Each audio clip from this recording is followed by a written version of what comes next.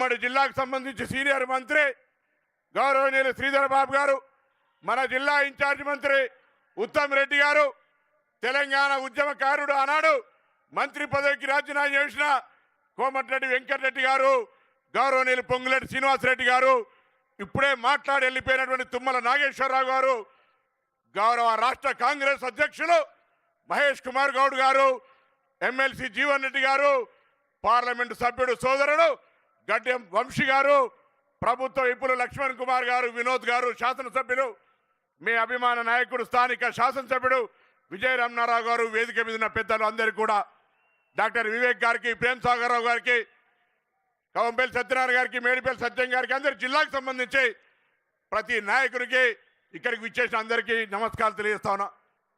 విద్యార్థి నాయకుడిగా ఆనాడు ఉద్యోగాలు కావాలనే సందర్భంలో అనేక పోరాటాలు చేయడం జరిగింది. తదుపరి కరీంనగర్ లోక్సభ ప్రజల ఆశీర్వచనంతో పార్లమెంటు సభ్యుడై తెలంగాణ సాధనకు సంబంధించి పోరాటం చేశాం. తెలంగాణ ఏర్పడ్డ 10 సంవత్సరాలు ఆ నిరుద్యోగ యువతకు న్యాయం జరగకపోతే అనేక సందర్భాల్లో యువతకు న్యాయం చేయాలని, యువకులకు న్యాయం జరగాలని అనేక వేదికలపై పోరాటం చేయడం జరిగింది. ఈరోజు మీ అందరి ఆకాంక్షల మేరకు నిన్నటికి 1 సంవత్సరం పూర్తయింది. ఫలితాలు వచ్చాయి.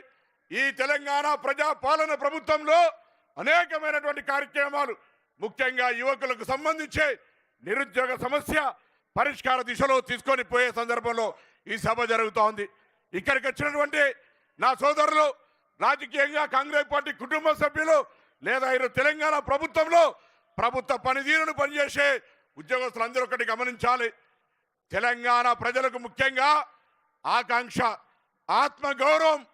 గతంలో మన యొక్క అంశాలను చెప్పాలంటే కూడా నేతృత్వంగా అణిచివేసే పరిస్థితి ఉండే. కానీ ఈరోజు తెలంగాణ ప్రజల యొక్క ఆకాంక్షలకు, ఆత్మగౌరవానికి ప్రతీకగా ప్రజాపాలన మంచి ప్రజాస్వామికంగా కొనసాగుతూ ఉంది. ఈ పరిస్థితుల్లో గౌరవ ముఖ్యమంత్రి గారికి ఇంతకుముందు మా గౌరవ శాసనసభ్యుడు విప్పు గారు చెప్పినట్టుగా ధర్మపురి లక్ష్మీ నరసింహస్వామి టెంపుల్ మన వేములవాడకు వచ్చినారు. రాజరాజేశ్వర స్వామి ఆశీర్వచనం నిండుగా ఉండాలని కోరుకుంటా ఉన్నాం. ధర్మపురి లక్ష్మీ నరసింహస్వామి, కొండగట్టు అంజన్న, ఈ ప్రముఖమైనటువంటి దేవాలయాలు. కాళేశ్వరం గురించి నేను చెప్తే తప్పైతే శ్రీధర్ బాబు గారు చెప్తారు. ఈ 2 దేవాలయాలకు సంబంధించి దయచేసి సమానంగా వాటికి సంబంధించి చాలా పవర్ఫుల్ కొండగట్టు అంజన్న పాదయాత్రలు మీరు వచ్చినారు.